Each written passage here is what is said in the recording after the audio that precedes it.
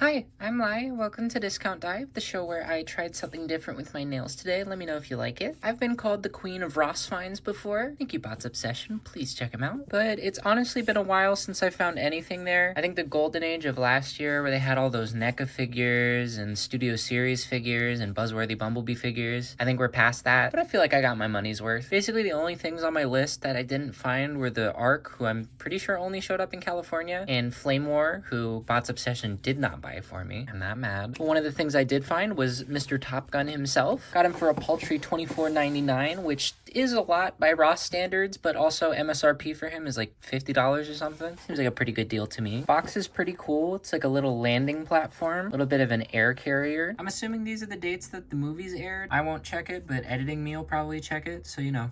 Throw that up on screen. Do you ever think we should have been nicer to Avril Lavigne? United States of America, Fighter Weapons School, Tomcat. I'm sure if you're a Top Gun fan, these all mean things, and these all mean a lot of things. But I've never seen it. I have no interest in seeing it. I don't really care about action movies if they don't involve Transformers. Don't really care for the military-industrial complex, which, you know, look at him. Now, the cool thing about this guy, I thought, was that he came with a little volleyball. Such an out there accessory, and I absolutely love the idea of it. And unfortunately, this is the second release, which means that he does not come with the volleyball. He comes with an absolutely tiny motorcycle. Here's Core Class Frenzy for scale, and nothing else but his, you know, typical military regalia. Box goes away. Now, the sad thing about this is that I really like this figure. We can talk negatives first, and the only real negative, I think, is that he is ugly. I don't know if this is an accuracy thing, if this is what they actually look like, but this shade of plastic is disgusting, giving TF1 Optimus a run for his money. I honestly don't know which of these I think is grosser. Let me know down below which one you think smells worse. But unlike this one, I love this figure. And it's a shame that by the time you're watching this, he will have passed on. Been trying to thin out my collection, and a crossover figure from a movie that I do not care about and have no connection to. Even if it's a good toy, I don't really think it has a place for me right now. So I'm sending him off to, and say it with me now,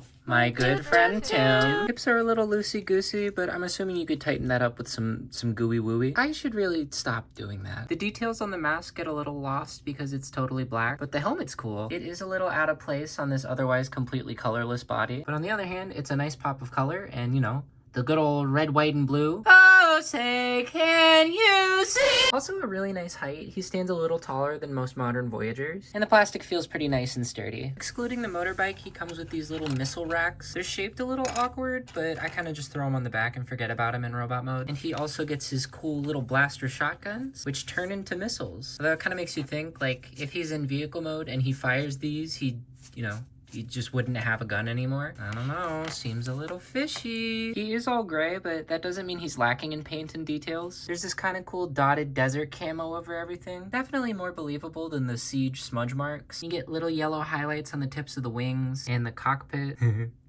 Is Maverick and Goose. I'm pretty sure that's Tom Cruise and whoever Tom Cruise was married to at the time. Kibble's not horrible either. I don't really count the wings, and the fins you can basically use as heels. Nice and stable. Got a little bit of a Siege Seeker foot going on here. And the only thing he's really missing for articulation is a waist, which makes total sense because the transformation just, there's no room for it. So yeah, as a bot, I can't find much to complain about. I don't know what Hasbro's deal is with making great figures for the collaborative lines and then not using the molds anywhere else. This would be perfect for a Cyberjet update. I mean, look at the wings, but it would also be an incredible leader one. More GoBots, please. Please, please, I love them so much. Give me more GoBots, please. God, he would be so good. I've seen a couple customs done and it looks incredible. But yeah, transformation's pretty fun. Just a little bit intricate, but not in an infuriating way.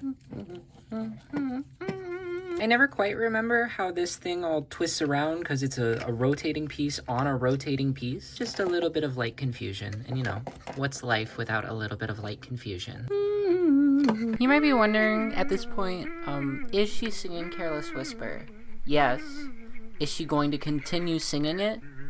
Yes, but I did cut it off. Little touch here I love is that in robot mode, these parts expand to give him more chest. You can just, wait, okay, after you flip that down, you can just pop it back in. Like, it didn't need to have that. This isn't based off anything. They just did it to make it look better and because they had the parts count to do it. Love little touches like that. I always love little touches like that. Don't want to scratch my nails. Oh, I'm pulling at the wrong thing. What a dope. Sound like my dad. Oh my goodness. I forget. Is there other landing gear? I'm pretty sure these heel spurs are the back landing gear. Nice use of parts, I guess. Yeah, that's a pretty nice plane. Having all the camo together makes it look a lot better and more cohesive, though it is also very noticeably blank right here and right here. You can do that thing that planes do, and if someone could explain to me why they do it, I would appreciate it very greatly. It looks kind of goofy, but it is accurate, and this further proves my point about the Cyberjets. He would be perfect for it. Please use these molds again. Missiles just kind of pop onto the bottom here. This side is nice and tight and snug, and this side's a little bit loosey-goosey. Sorry, Tim. Don't know when that happened. And there really isn't much kibble to speak of. I feel like Hasbro's getting better and better at jet formers. And like, I've never even cared about undercarriage kibble for planes. But I mean, this is pretty flat. Not particularly conspicuous, in my opinion. So yeah, this is a fun figure with a fun transformation and a great jet mode, a great robot mode. Only real thing to complain about is the color of the plastic, but again, that might be accurate. It really is a shame to be an adult with limited space and limited funds. But alas, that's the way of the world. I know Tim will take care of it. Probably should have reviewed it sooner when people actually had a chance to go out and get it for a discounted price. But the eBay listings are probably... Actually, I don't know how much it costs on eBay. I didn't look it up ahead of time. Editing me pull up a picture and then use one of these two reactions. What? Like, Complicated was a bop. So expensive. And, wow, that's other a reasonable songs, price. probably. Fun figure if you can find him for a good price. I hope we get these molds used again. Wasted opportunity and wasted money not to, honestly. Let's get you back into the box. Get the box into a bigger box. Gotta get the box into a Ross bag, full circle. Gotta get it a little smaller for UPS. Whew. Don't worry, Tim, I bubble wrapped it.